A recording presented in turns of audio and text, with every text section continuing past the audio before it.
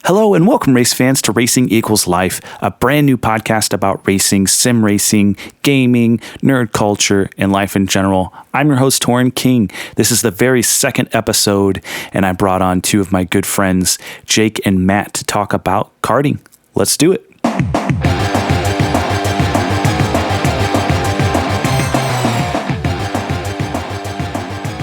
Okay, so let's just go around and introduce ourselves real quick. Just name where you're from, and then give me both, like, if you have sim racing experience and real life experience, just the skinny on that. So let's start with Madigan.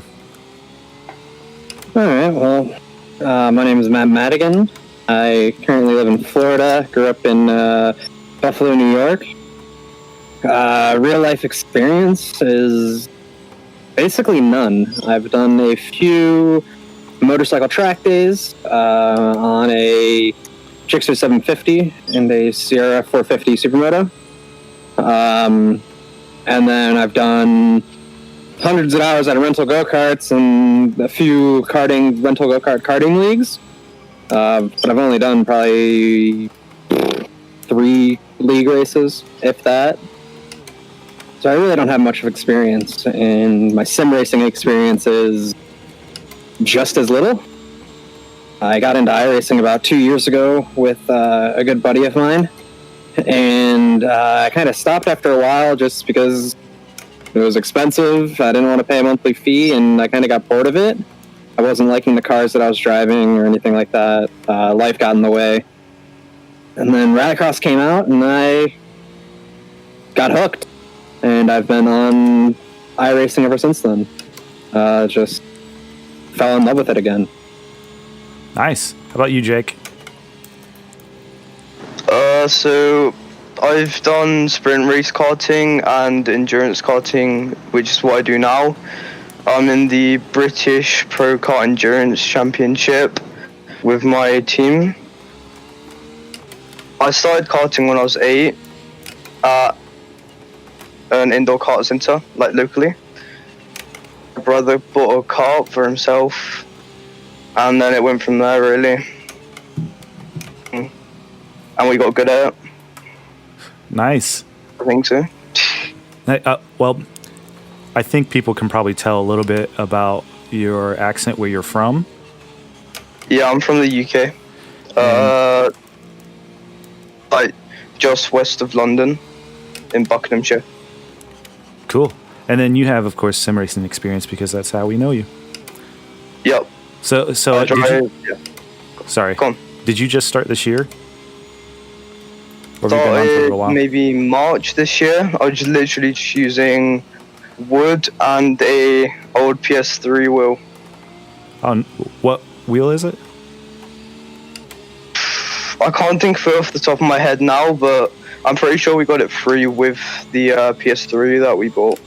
Nice. I also started on a PS3 rim, the Driving Force GT by Logitech. Actually, just lent it out to a friend. Felt like I was passing along the torch, getting someone else hooked into sim racing. So yeah, really for episode number 2 here, we were kind of chatting after the first one, and I think it was you, Jake, that had the idea of really diving into karting. And I thought that was really curious, too, to kind of tackle as a sim racer, because right after getting into sim racing, of course, my mind goes, I would love to do this in real life now that I'm like getting confident behind the virtual wheel. And that's like the first thought I had was, what about karting? There's, I think, places like, the public places that are easy to get into and leagues and things like that. I know we have a K1 near me, but there's also a pretty big course by me that is more of your professional style. So anyway, I thought it would be a really cool idea to put this one together and just kind of dive into mostly karting, but maybe we can link that into other things like sim racing as well.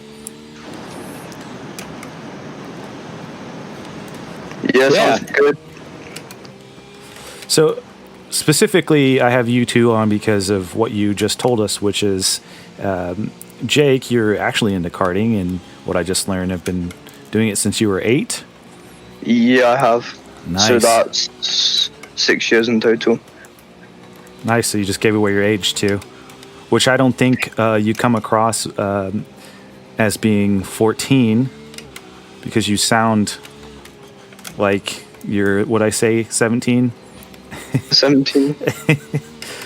Sounds older than me, so. but yeah, and then I thought the other interesting thing was Madigan, with the more like public rental leagues and stuff, was a really good guest to have on to kind of talk through some of that too. So let's dive in. Why don't we just kind of start? Yeah, I know you kind of gave us a high level, Jake, of what your involvement in it is, and maybe you can just kind of describe more in detail what you're doing now. So right now I do, like I said, the British Pro Kart Endurance Championship. We go all over the UK and sometimes even internationally, like Spa Kart circuit. Races, mainly 6-hour races, sometimes 12-hour, and the weekend that we've just gone by, 6 hours in one weekend. So do you have... Racing, gone. Sorry, I was just jumping in here. How many teammates do you have? Like, how many stints are you doing typically in a 6 compared to a 12? 6 hour, we have 4 teammates, and we will do an hour and a half each. Nice. And then 12? We just do 3 hours each. So yeah, you just double it. Nice.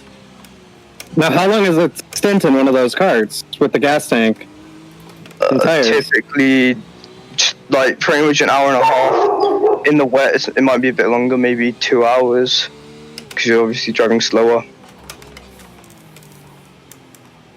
Interesting. That's a lot longer than I would have expected. I kind of thought they would be going for only like 45 minutes or something like that, but I mean, you're not using that much fuel, not putting down that much power to eat the tires up. Well, I just lost it on the Nürburgring for those of you watching. So tell us a little bit more about just like maybe the type of cart, any other like technical details. I'm sure someone out there is curious to know. Drive Pro Karts, which is a 2 Honda GX200 engines. I'm not actually sure which chassis we run, but they're pretty stiff. 24-hour races without changing any parts. Last year, Jonathan's team, they rolled the car and they got it fixed in 10 minutes and kept going. Oh, wow.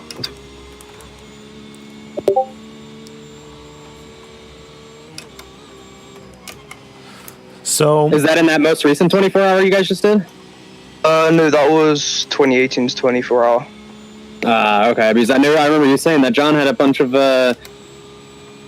issues in the beginning of that last 24-hour race as well, and he was able to kind of climb back up and fight back up for a keeping position.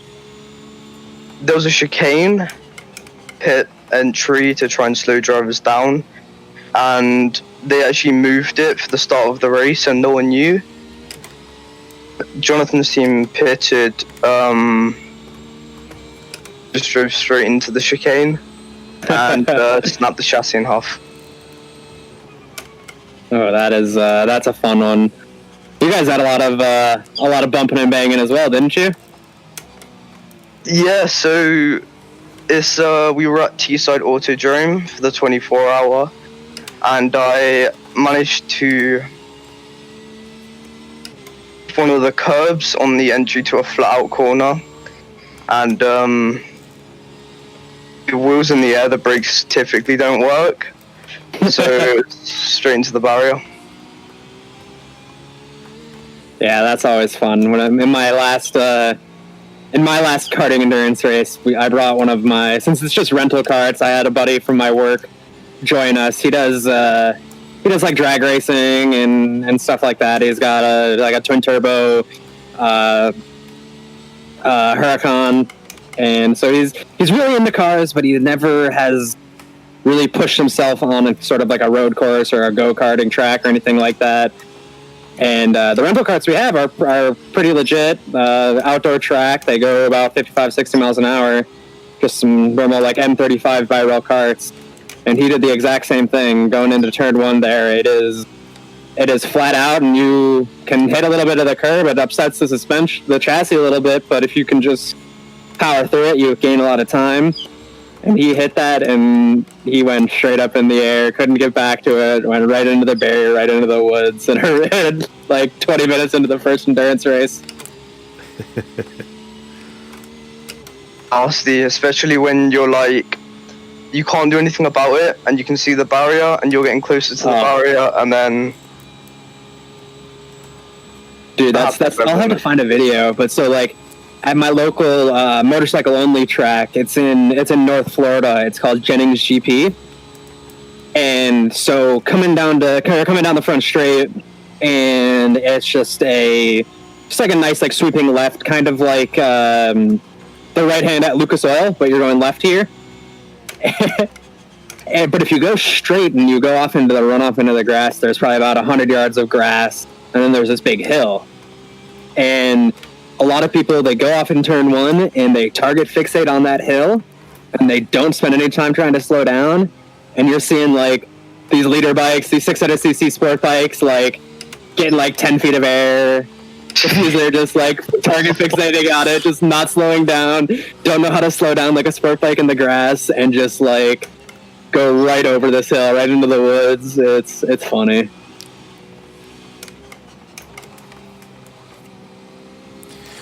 So, where do we go from here, guys? I want to know how, like, well, how do you compare your karting experience to sim racing? Because mine, the way that I kind of put it, karting is so. I mean, I've never even driven kind of like a real nice race chassis kart. But I mean, I do in our stint in our rental karts, and I feel like I've just been thrown around in a washer and dryer, and just like my ribs are all bruised, like I'm hurting.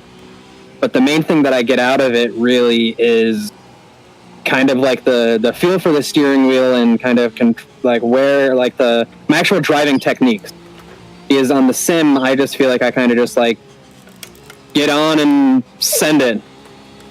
But when I go to the karting tracks and stuff, it kind of helps me calm down and focus on the task at hand, rather than just like treating this like a game, I guess.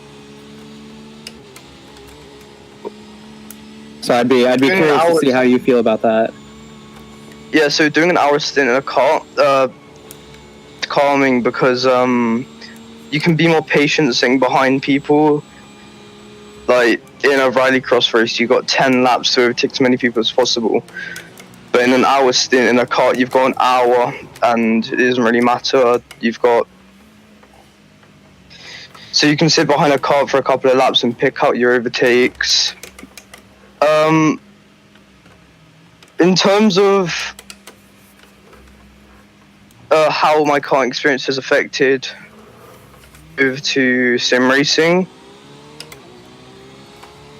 I feel like when I get in a kart, it feels so much different to when I've got that VR headset on, and like I haven't got the car moving around underneath me.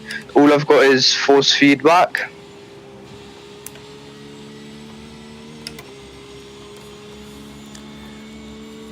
Yeah. The car is moving around underneath you, so.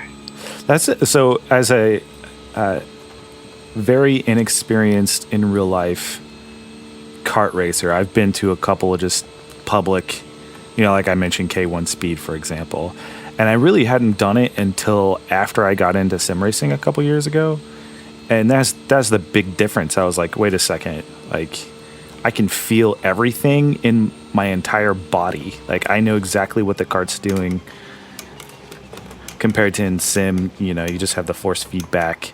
But the translation backwards is without having any sort of like real life racing experience. When I went to K1, I dominated. Like, I went with my dad and my brother. My dad has real life experience and he kept up with me, but I already had like all these things that I knew about racecraft from the sim that just caught me up to speed, and I was able to just jump in there and be competitive and actually, like, I didn't end up winning because there were some kids in there that were like half my size but their lap, when you look at their lap times, like, they were not consistent. They had a few really fast laps. They were way faster than mine, by like a second or two, and then most of them were either hovering around my consistent average, or they would be like a second or two slower.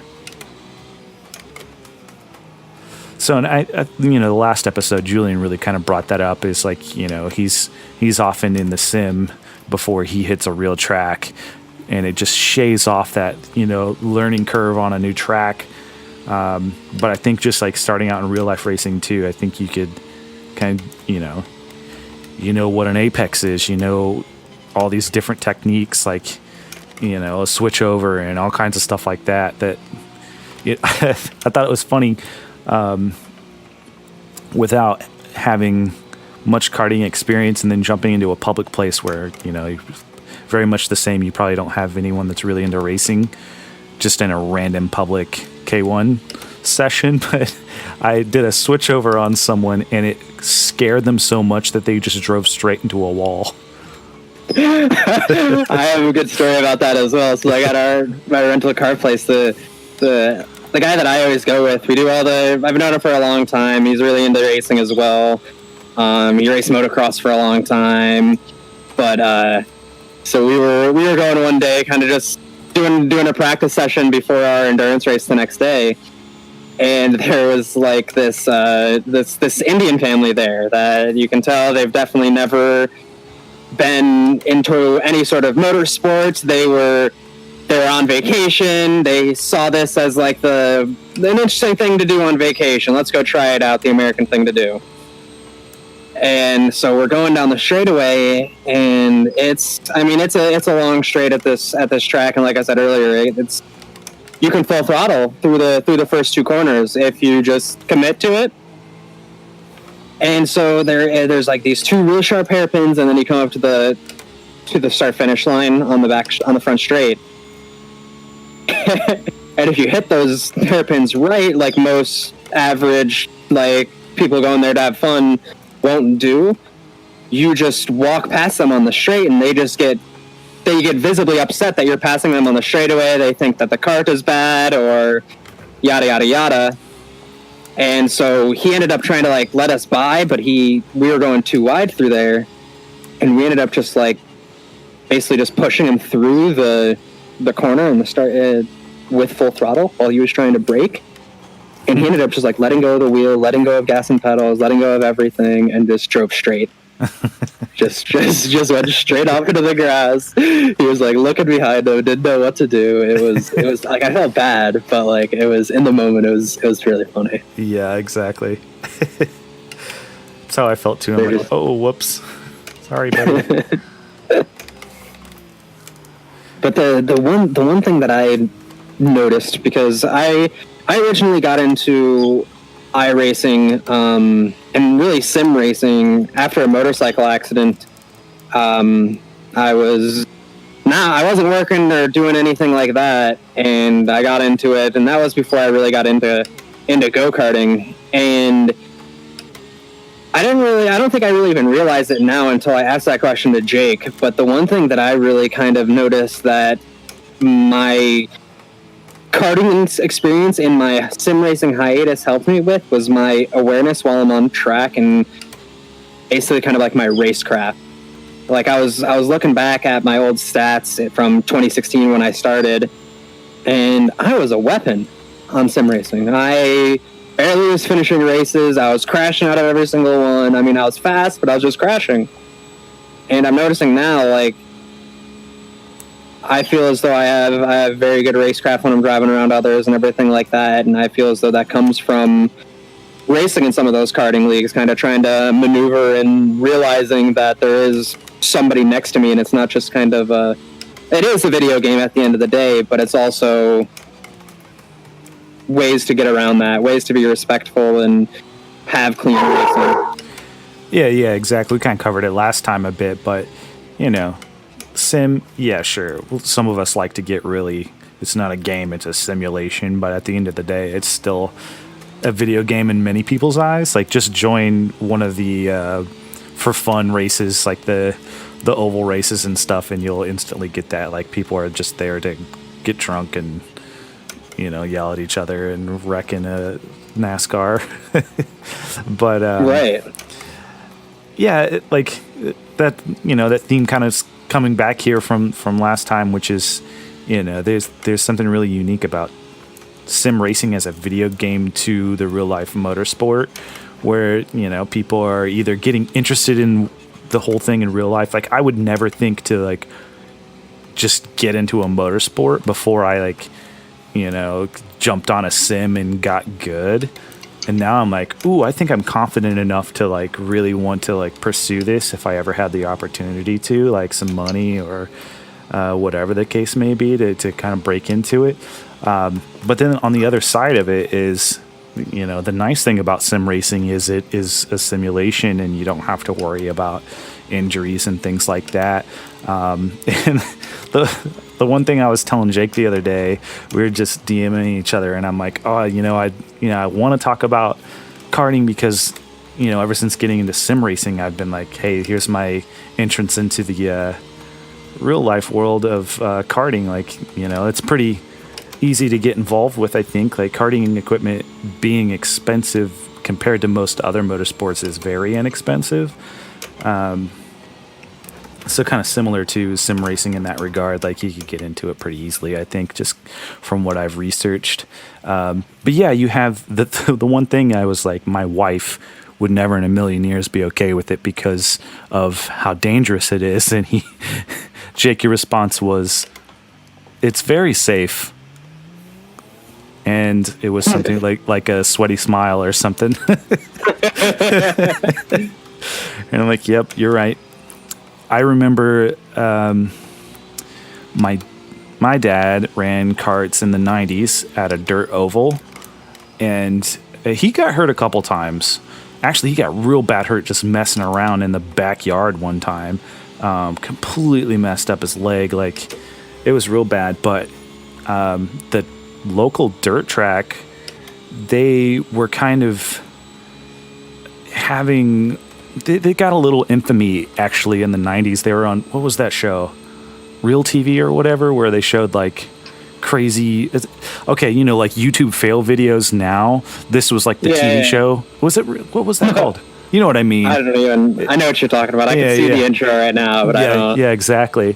But they had a segment about this dirt oval go-kart track in the 90s, and it just, it was just this intense, crazy racing with people just getting mad and fighting, and there were brawls and nasty accidents and stuff like that. And I remember at one point in time, they had to, well, I don't know if they had to, but they decided to build a new track next to it because they were having so many injuries from accidents on the smaller oval that they built, and they just shut that thing down and transitioned to the bigger track. So I don't know, what that experience has been like for you, Jake, but maybe you can kind of dive into that a little bit. As in injuries while karting? Yeah. So I was about to say something about this. I've had a lot of crashes karting. One bad one, which was indoor karting. Obviously, in indoor karting, there's no runoff. Down the straight at full throttle. The brake fin decides to fall out like it did to me, and you can't brake. It's not going to end well. So, in general, it's the karting, but generally outdoor karting. I mean, if you're driving with good enough drivers, it won't happen. But there is aggressive drivers that will like hit you or grip after someone gives you a little tap through a corner. You might go off into a barrier. Generally, the car takes a lot of the damage, but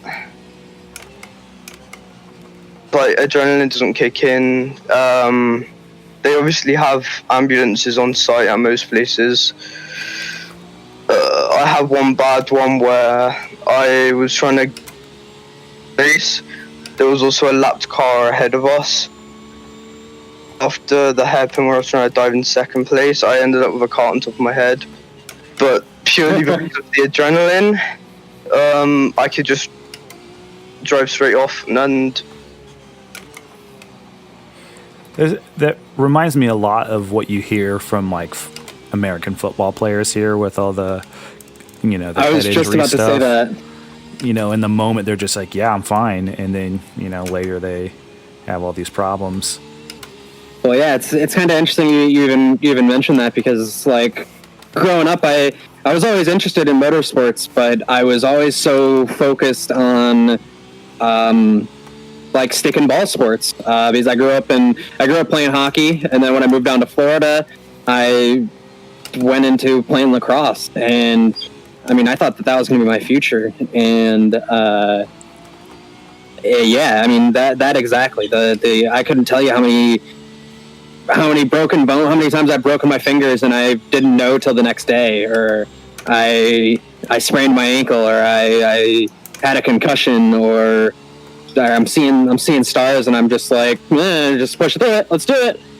And or the adrenaline kicks in, and you're just like, you don't even know anything's wrong, and then you get off, and your nose is bent the wrong way, and everybody's like looking at you weird, and you're like, what the hell are you guys looking at? Look of horror, and you're like, I feel fine. Like, what's the matter? Yeah, there's this one time. So, like, I don't know how familiar you guys are with like lacrosse, but you basically just have a metal pole with a basket on the end, and I got smacked across my fingers so hard, even with the gloves on, it broke my pointer finger. And I get off the field, and I go to give one of my teammates a high five, and my finger's bending the wrong way. Like, it's literally just like bending left, and the lady, one of the moms doing like the scorecards, I just hear like, oh my god. Like, I didn't even notice. I didn't feel anything. Adrenaline's the best drug there is, I like to say. Yep. I mean, that's it's what they're shooting you with when you've got like incredible injuries. But after I got hit by a car on my motorcycle, I had a broken leg, and I tore everything up, and I stood right back up looking for my bike, asking, is the bike okay, sort of thing. Like, so one thing on the flip side of this that's really kind of cool is just bridging the gap between in real life and sim once again, is if there is something like that injures you and you can't get back in a car or a cart, for example, it's not over with. I thought that was so incredible. So I met someone, I really want to get him on the podcast sometime, because he's the inspiration for the name. But I met a mutual friend of ours, Bobby Sant Jr., and I want to get him on and talk about this, but he raced sprint cars and legends and all kinds of stuff, and he was kind of describing some really terrific accidents he had that kind of eventually took him out of the game, and we all know about his recent surgery and stuff, and sim racing's where he's at now. And in any other kind of sport, it's done, you're gone, but you still have, I know it's not the same, and I know Bobby would like to be right back in a car if he could, but he's still got some sort of release. And I just, I thought that was so fascinating and unique once again that there's such a direct connection that, it kind of fills in the gap a little bit. Yeah, no, I absolutely agree with that because, or even, like some of these people that are disabled that would never have a chance of racing a car, not even from an accident like that. Like there's the, I don't know how to describe him, but his name on Twitch is Handy, and he was an amazing CS:GO player back in the day when I was playing, and he has no arms. He plays with kind of like a stump of his shoulder and his nose on the keyboard. And I saw probably about, I want to say it was maybe a year ago, maybe a year to 6 months ago, I saw on Reddit that he actually made his way over to iRacing, and he's playing iRacing with no arms on mouse and keyboard with his feet, shoulders, and nose, and he's doing well. I mean, he was great in CS:GO, and now he's doing it here. I find it pretty amazing that they're able to do that. Yeah, I remember just this past Rolex 24. You have the big news was Alex Zanardi in one of the cars, God. And just kind of seeing all that, and there's so many opportunities. He ran me over in the pits when I was there. Yeah.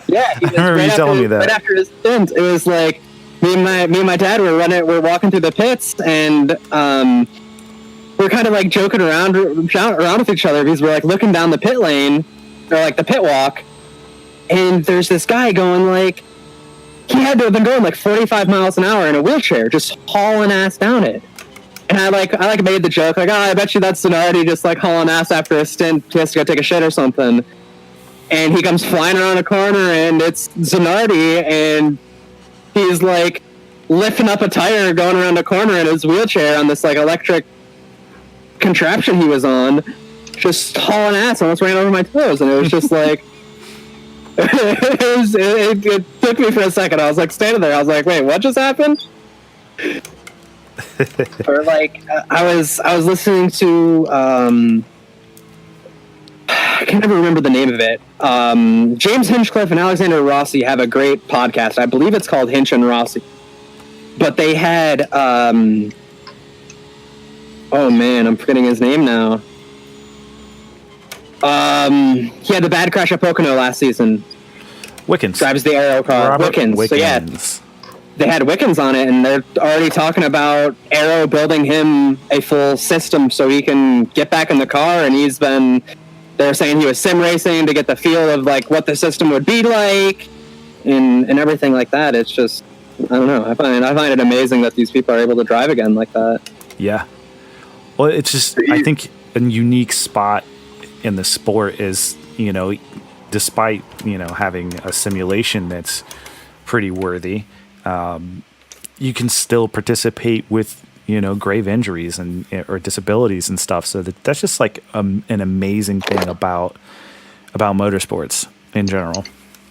I agree. Do you have something, Jake? Yeah, even in karting for the, I'm pretty sure they do most of the 24-hour races, but this previous one that we just done, there was a team of soldiers who had no legs, and they just stuck the pedals on their steering wheel, so they are using just their hands to control and accelerate and brake. That is awesome. Really incredible. Yeah, there's been a few videos of some motorcycle racers that do that as well. I found that just insane. Some of these guys riding with no legs or one arm, one leg. Just like, I'm fully functional. I can barely run a race and like be competitive on a motorcycle, and these guys are insane. Exactly. I think this is the whole inspiration behind the name. It kind of is this like love of the sport so much that it is, you know, it means that much to people that it is their life. Like, it's their lifestyle. And like, someone that hasn't spent their whole life in, you know, the motorsports world, but has kind of been off and on a fan for a long time, it just inspired me. And hearing stories like this is just like the stuff that just makes me want to get more and more involved and learn more and more and more about motorsports and the people that are involved and all that. So this is cool. Hey, Jake, do you want to... Sorry if I... No, you're something good. else to add there? No. I was just going to say, Jake, do you want to... so there's two more things I really wanted to dive in. I wanted to get some of your stories, Jake, because I know you have one from the weekend. And then just for maybe sim racers interested, maybe we could talk about some of the kart sims. So, Jake, tell us about your weekend. We had practice Friday. It went smoothly. All of our drivers were up to pace. All was looking good. Saturday qualifying, we had two drivers go up for qualifying, me and so Ryan went out there. Kart was completely fine. He qualified with a decent time, and then I went out there. We started having engine problems, and I said we can't start the race like here. I carried on qualifying and got us up to P14 with engine problems. I said we can't start the race with engine problems like that, and they were like, no, it's fine. We started the race and only one engine was working. Nothing was wrong with the engines, apparently. All the drivers ended up having problems. We ended up stopping maybe 5 or 6 times more than everyone else on track. So the Saturday went horrible, but then we had another race on Sunday. We swapped the engine 4 times in half an hour just to try and get and we ended up not qualifying all the way at the back. We had our worst driver start the race because he was like fine with starting at the back really well, to be fair to him. He made up a good few positions. Was a lot of the like decent drivers out there. Second stint, we had another driver go out, put in a brilliant stint, and he clawed us up a few positions. So then for the third stint, it was another driver. He again was on the pace. He unlapped us from the kart ahead of us.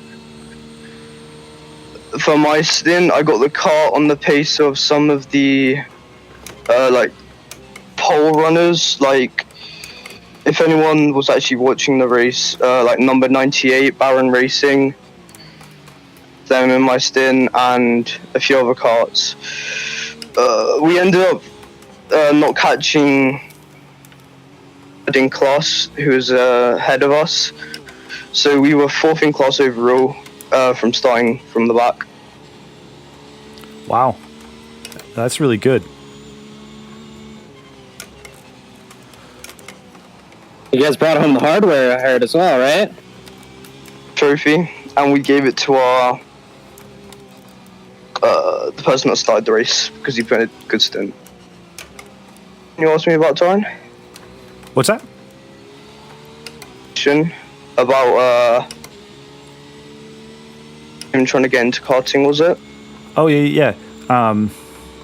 Like, what would you recommend, like, for someone that's just, you know, maybe they're a sim racer, maybe they're not a sim racer? Like, what are the steps that you would take to just get into it? Like, maybe dive into, like, how you and your brother got into it, or people that you know, that kind of thing. Karting or sim racing? Karting for sure. You can dive into sim racing if you want. In mind, karting in the UK, because karting in the US, I'm pretty sure it's a lot different, like different kart names. Mm-hmm. For the people in the UK, maybe some of it might apply to people in the US. Oh, karting, honestly, just buy a bad car. If you're quick enough just like buy a bad car and go to your local track. At your local track, someone might like say to you, hey, do you want to come and drive for us, or drive a kart for our team? Even if they don't, just keep your local track. As soon as you start getting like the top 10, top 5, people will for sure start being come drive for us. It's a lot of money to like race with a team for a weekend, especially in sprint racing. I recommend endurance racing, but racing, you definitely have to join a team to be at the first place of like the national championships and stuff. Mm-hmm. I think that probably crosses over, maybe not just in the UK and the US, but maybe internationally in general. I think that's probably good advice and probably applies generally. Because I've heard much of the same kind of like recommendations, just like, just get into it, lowest point of entry, and then make connections and things like that, and go from there, work on your racecraft, etc. Sure.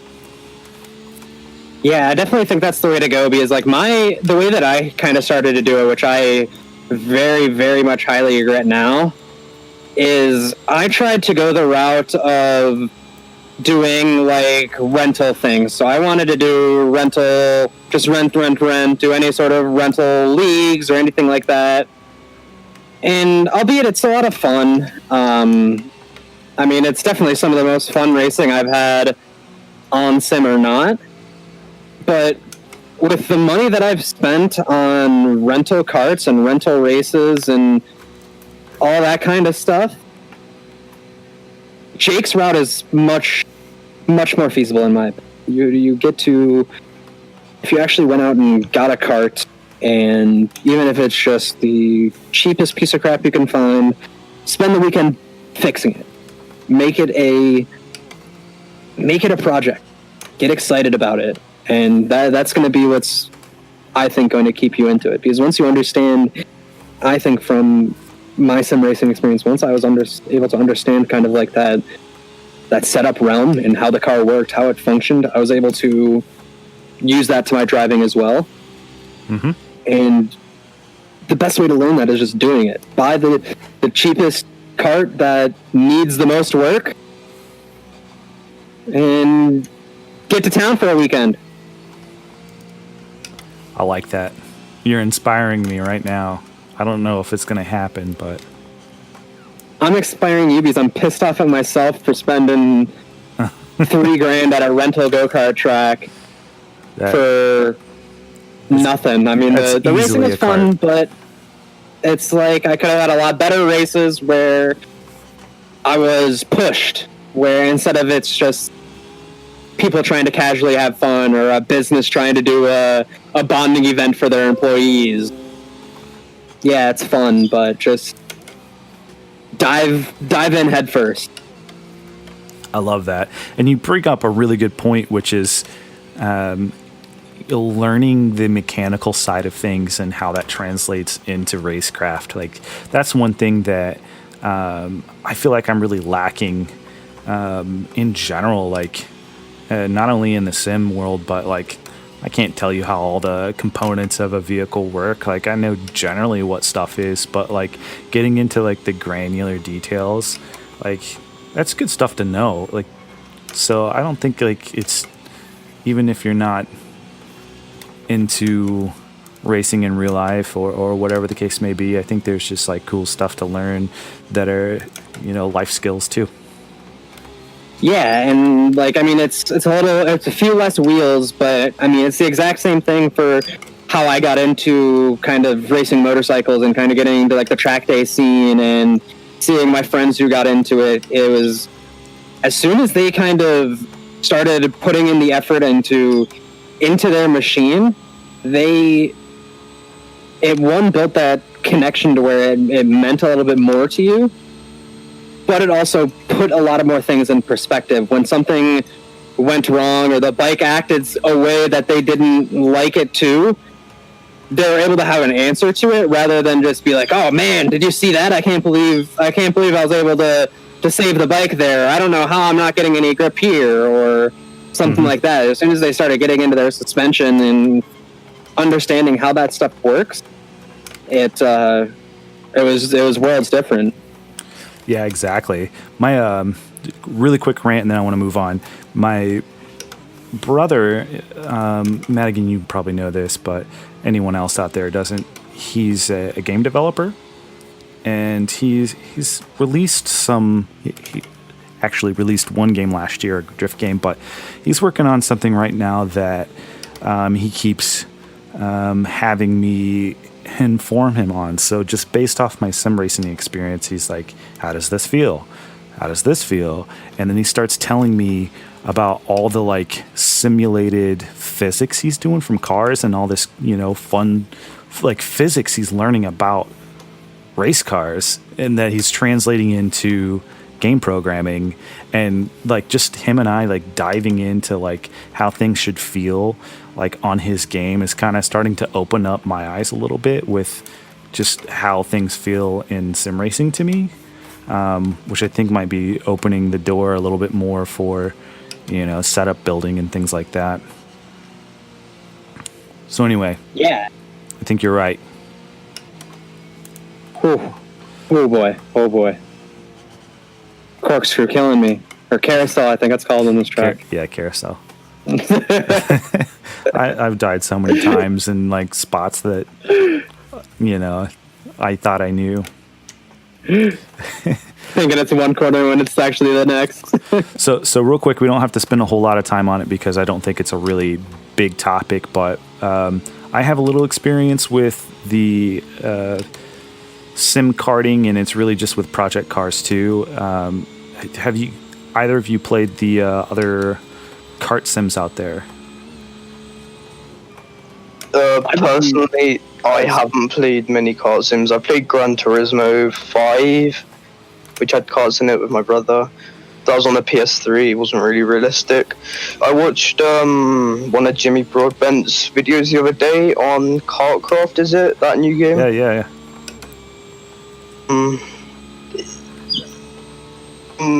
Me watching it, I don't know how it felt in game. It didn't look that realistic. Yeah. Yeah, it looks very arcadey. I have to assume this is probably a really hard thing to dial in for a sim. So it's a flexing of a bar instead of a spring or a shock or something like that. It's a lot. I think that's where a lot of the trouble comes from in those kart sims, or why iRacing hasn't done it. It's the like physics of the chassis is really hard to get down. Right. Stuff like that. So maybe that's something we keep our eyes peeled on. But yeah, I just wanted to bring it up. Project 2 karting is a lot of fun, though. Yes, I've had a blast. Just to like mess around on. The tracks are awesome, especially in VR, because they have a lot of elevation changes and things like that. I think I don't know how you do an online lobby of them, though. That's my only. Oh, you can? Okay. Yeah. I don't remember what specific settings, but yeah, I've hosted one with my dad and Jeff, our good friend Jeff. I'll have to do that again one day these days. So I know we're running into time here, so let's fire off a couple of quick things here.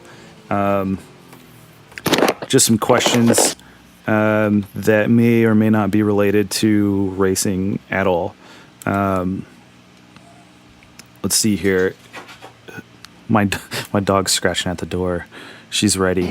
She's got to go. So we got to make this quick. All right, guys. Star Wars or Star Trek? Jake. Doesn't care. Do you guys watch Star Wars or Star Trek? Wars. I'm... Mic on? There you go. Now I can hear you. Oh yeah. Star Wars or Star Trek? I heard Star Wars from Madigan. Star Wars. Oh yeah. All right, we're about to be enemies, guys. I'm a Trekkie. I've never seen anything Star Trek, so I don't even. I can't even. So you're just picking it anything because you've watched Star Wars like everyone else. Yep. You're missing out. You need to get into the Star Treks. You'll love it. Yeah, I heard the new movie was pretty good, and I've seen a lot of funny clips from the VR game that they have. Oh, I really want to try that out. That looks like a lot of fun. And that one Black Mirror episode made me kind of interested in watching it as well. That was a really good episode. The Orville, have you watched that at all? That's the Orville, no. Yeah, that's the why can't I think of his name? Seth MacFarlane. Jeez. That's his parody comedy show that's kind of inspired by Star Trek. Is it kind of like the Spaceball versions of Star Trek? Yeah, I think so. So I watched a few episodes of that. They're all right. I think I could give it a better shot. Okay, cool. We can move on. All right, 2 more. Marvel or DC?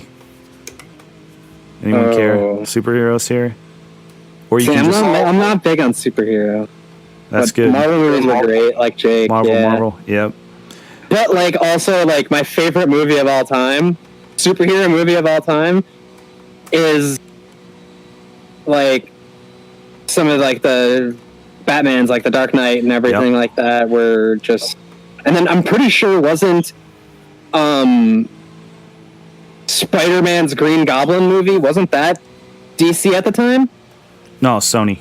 Or was that Sony? Okay, never mind. Yeah, those are my 2 top ones. After that, I've never been I've always liked the Marvel movies, but I'm not a big superhero guy. Yeah, I would say in general, I'm gonna let you chime in too, Jake. But in general, I'm a Marvel guy. Not a super nerd into it. I've only read a few comics, just random comics here and there. So I'm not in tune with the whole universe here, or universi, the multiverse. But the one redeeming character from DC is Batman, in my opinion. I've loved Batman movies, and the character is just really interesting and it is classic. I don't know. I would also say that in recent years, Wonder Woman has become a big deal, and for good reason. Go, Jake. What do you think? Can you guys hear me now? Yes. Yep. So, I'm gonna have to stick with Marvel. I think the only reason I think DC's more man film. I've never seen any other superhero from DC. Marvel, I've watched most of the films. Also, they have the Spider-Man movies, which isn't really theirs anymore, but Spider-Man's got to be my favorite. Thing going on with the Spider-Man guys right now? They can't decide who owns it or something? Yeah, I'm pretty sure Sony took away Disney and Marvel from it or something. Yeah, I heard there's some more. I thought the deal was dead, but there's some more bargaining. Rumor has it here. Some more. Hey, more movies, more money. So we'll see what comes of that. Yeah, that's really interesting. Being in the industry that my company is in, kind of in the video player space and everything like that. All these moves to have everybody have their own streaming platform and things like that is. It's very interesting. Yep.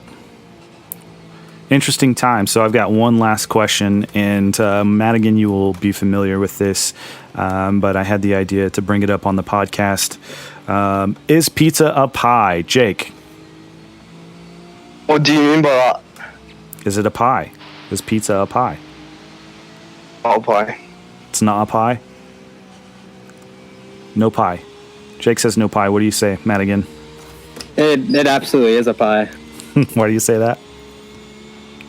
I don't even have an answer of why it is, but being from Buffalo, New York, and the biggest things in Buffalo is your pizza and wings. You go into a pizzeria saying, "What kind of pies you got on special?" No, I never heard it being called a pizza. It was always just a pie. See, in the UK, I've never heard the word pie said. I think that's mainly something from the US. Maybe that's the problem Well, no. because my answer was going to be no, it's not a pie, because I actually went to Italy on my honeymoon and had Italian pizza. This is where the stuff Italian came pizza from. shit. What? Italian pizza shit. Chicago pizza shit. New York City pizza shit. I will fight anybody on my pizza. On my pizza and wings. That's my one thing that I will fight tooth and nail for is my pizza and wings. So, in my opinion, pie is round, and when I was in Italy, it was all kinds of different shapes, not just round. So, I'm going to say it's not a pie. Now, here's the more important question to me, though. I don't know if Jake will really. I don't know if this probably isn't something that you guys do over in the UK. But blue cheese or ranch? Oh, ranch. Oh, you're doing this to me. I'm a ranch guy. Can't even. Blue cheese is really... I have to look at you differently now. It's a good thing we never look at each other. Yeah, I guess that's true. Is that even a You're not thing? coming out of Florida anymore. Yeah. Yeah, that would have been this week. Is that blue cheese ranch? Is that even like an option in the UK? Come on, Jake, spill the beans. I don't think so. Okay. I think it's only in the US. Because I know when you go on papajohns.co.uk. There's Papa John's in the UK? Papa John's website. Yeah, we have Papa John's in the UK. Learn something new On every day. the Papa John's US website, I'm pretty sure, I can't say 100%, but I'm pretty sure they have ranch on the UK website. It's good to know. It's good to know. All right, let's wrap this thing up. Thank you guys so much. Thank you, Torrin. Thanks for having me. Yeah. And so we'll do it again sometime. Thank you so much for listening to episode 2 of Racing Equals Life. If you liked what you heard, you can find me on all sorts of social media, Instagram, Facebook. I'm doing YouTube content, so come like me, follow me, subscribe to me, comment. Let's be friends. Hope you enjoyed.